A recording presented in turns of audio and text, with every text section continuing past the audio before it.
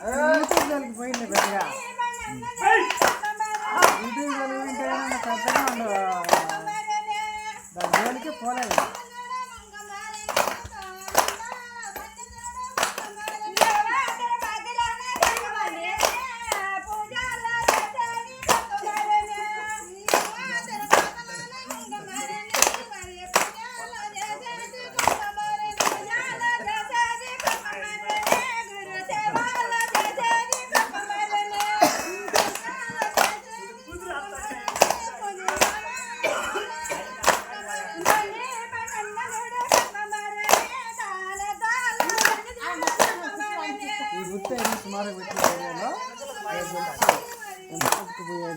ఎన్ని వీడియో